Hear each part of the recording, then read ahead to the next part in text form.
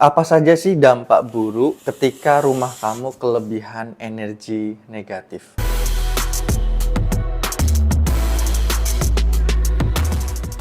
Kelebihan energi negatif di rumah itu dapat menyebabkan perasaan orang yang di dalamnya jadi tidak nyaman dan menyebabkan sesuatu yang serius pada kesehatan fisik dan mental orang yang menghuninya. Jadi apa saja dampaknya? Yang pertama adalah suasana hatinya jadi sering memburu, jadi tidak baik atau tidak enak. Energi negatif yang ada di dalam rumah itu menyebabkan suasana seseorang jadi sering gelisah, sering cemas, kemudian sering tegang, bahkan ada perasaan menakutkan ketika berada di rumah, terlebih ketika kamu sendirian di dalam rumah. Nah, hal tersebut yang seringkali terjadi pada sebagian banyak orang ketika berada di rumah sendiri dengan mungkin kondisi yang cukup luas rumahnya, sehingga dia merasa ketakutan, dia merasa gelisah, cemas. Nah, itu bisa dipengaruhi oleh faktor internal dan faktor eksternal. Kali ini kita bahas di faktor eksternalnya.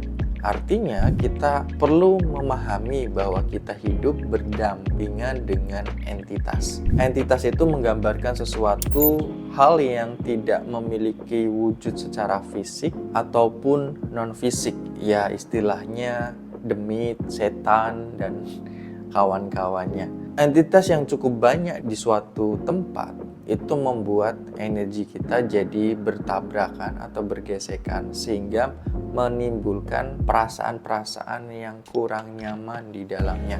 Terlebih jika kita belum saling mengenal dengan entitas itu. Beda halnya ketika kamu sudah saling mengenal dengan entitas itu, kamu sudah hidup berdampingan dengan entitas itu, kamu jadi semakin betah dan nyaman.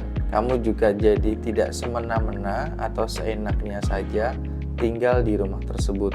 Karena sebelum rumah itu dibangun, sudah ada tanah atau sudah ada yang menghuninya sebelum kamu. Jadi ketika kamu bangun, otomatis makhluk yang ada di situ juga ikut berada di situ. Dengan kita hidup berdampingan, mungkin bisa saling bekerja sama ya, saling menguntungkan, saling membantu satu sama lainnya, itu jauh lebih bagus. Nah, salah satunya yang bisa kamu lakukan ketika kamu scanning energi di bagian spirit guide.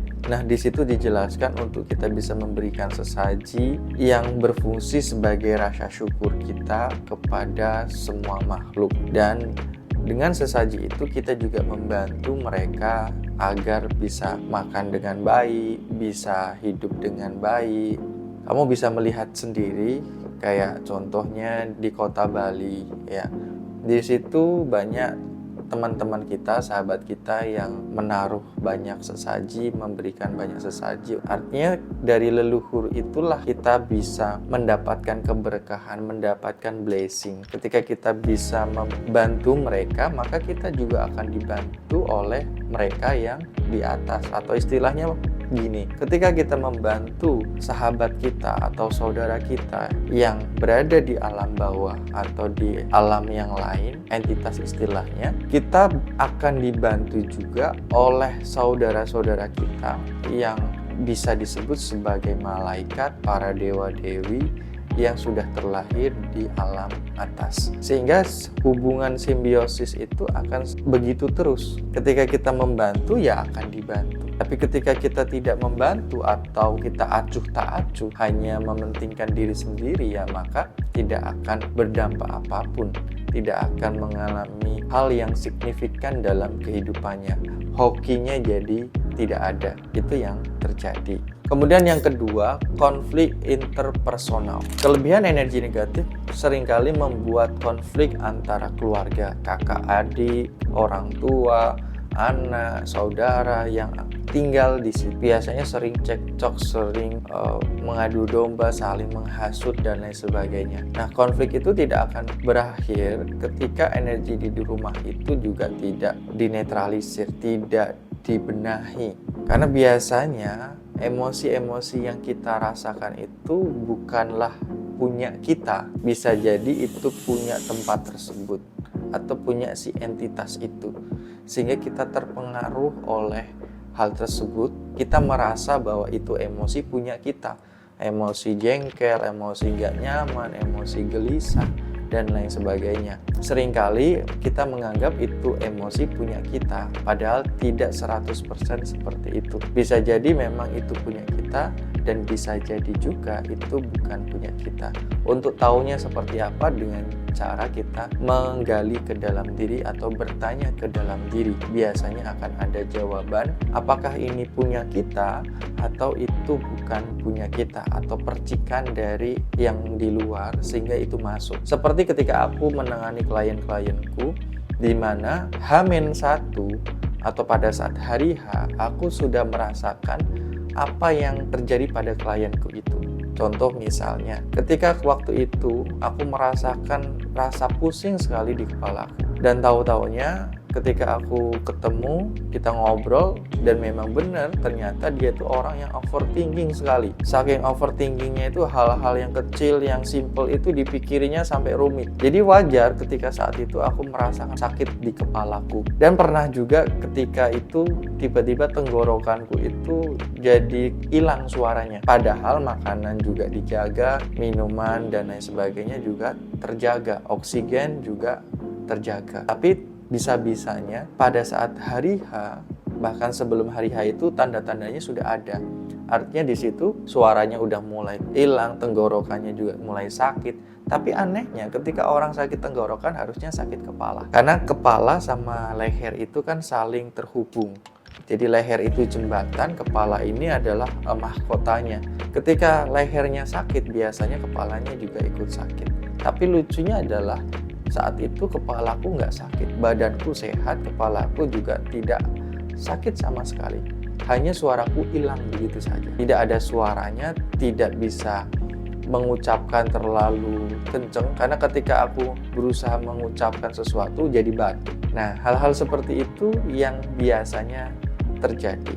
Nah, pada saat itu ternyata klienku ini karma yang tidak baiknya atau buruknya itu cukup besar di bagian suara. Kenapa? Karena pada saat itu dia sering menghina orang, dia sering merendahkan orang, dia sering tidak menjaga ucapan atau kata-katanya. Jadi luar biasa sekali menurutku dari pengalaman itu.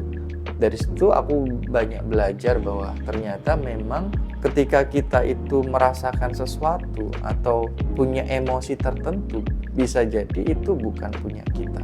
Bisa jadi itu punya orang lain, tapi kita serap atau kita kena cipratannya, begitu. Kemudian yang ketiga, kesehatan jadi terganggu. Jadi sering sakit-sakitan ketika berada di rumah tersebut.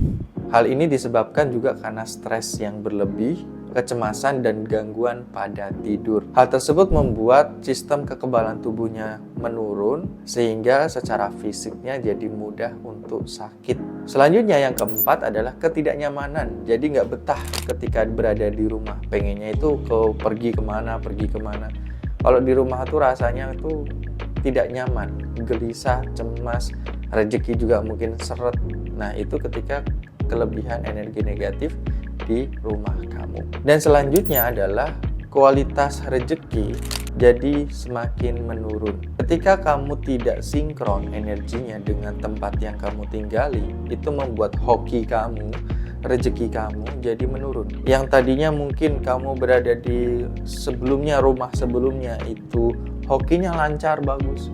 Begitu pindah ke rumah yang baru, kok makin seret, kok makin susah, kok makin nggak bisa mendapatkan hoki yang sebelumnya kamu dapetin. Nah, hal itu juga berhubungan dengan kualitas energi dari rumah atau tempat tersebut. Karena suatu tempat itu bisa mendukung kamu, bisa support energinya, bisa juga nyedot.